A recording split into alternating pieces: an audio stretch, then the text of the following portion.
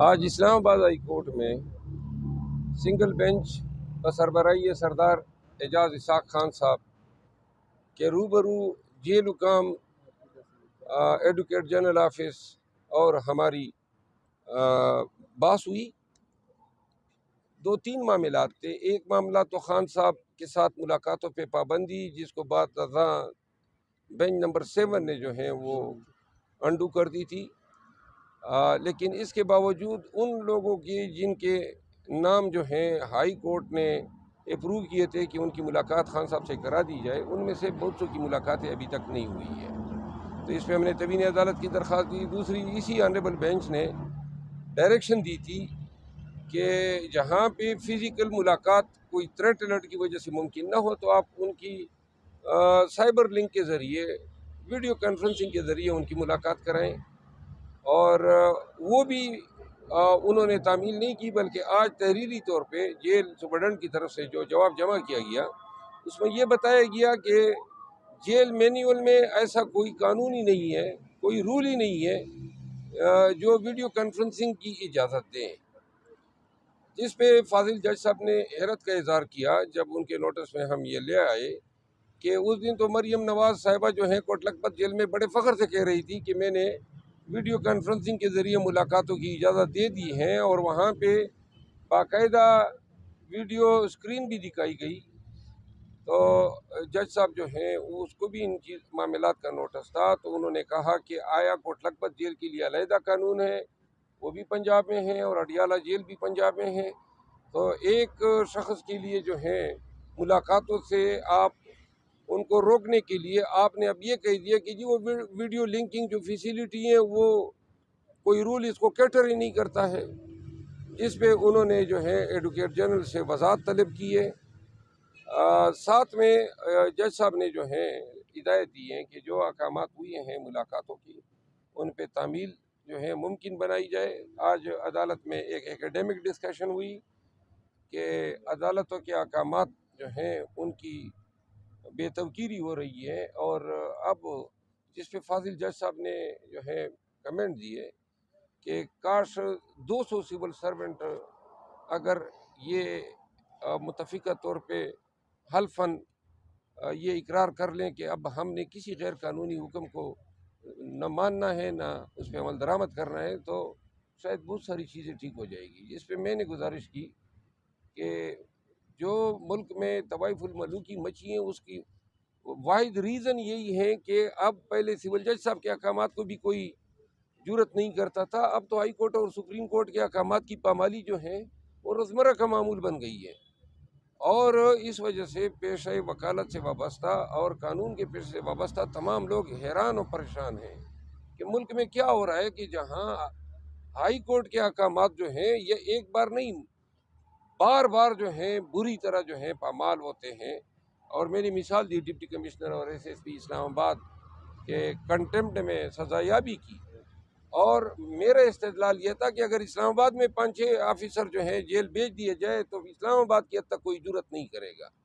और मेरा ख्याल है कि मुल्क की तमाम आईनी अदालतों को सोचना चाहिए, ये जो रोज़मर्रा इनके अहकामात जो हैं कभी एक बहाना करके कभी दूसरा बहाना करके ये इंतज़ामी इदारों के लोग या अफसरान पामाल कर रहे हैं, इसका वाहिद इलाज ये है कि जो तवीन अदालत का जो कानून है अब इसका बेदरेग इस्तेमाल होना चाहिए। जो भी तवीन अदालत करें इन हालात में बहुत ज़रूरी है, अशद ज़रूरत है। अगर अदालतों ने अपनी इज़्ज़त और अपनी वक़ार, अपनी मेजेस्टी ऑफ जस्टिस को बरकरार रखना है और एजर्ट करना है, तो फिर मामूली से मामूली हुक्मदूली को भी अब नज़रअंदाज नहीं करना चाहिए, क्योंकि हुक्मदूलियाँ इतनी हो गई हैं कि इन हुक्मदूलियों के बोझ तले अदालतों का वक़ार ही ख़त्म हो गया है। तो आज कार्रवाई जो है इसमें मैंने ये भी चैलेंज किया है, एक अलहदा रिट पिटीशन जो मैंने अपने नाम से दायर की है, जो 265 रूल है पाकिस्तान प्रिजन रूल 1978 का, जिसके ज़रिए सियासी डिस्कशन पे जेल में कतगन है। ये 1818 में एक कानून बना था अंग्रेज़ के दौर में, उससे ये मुस्तार लिया गया है। तो इस पे हानेबल जज साहब ने माइकल्स की वरी मुकर्रर की है और वो भी अदालत की मुआवनत करेगी अगली तारीख पेशी पे। तो ये आज के हालात थे जो मैंने आपको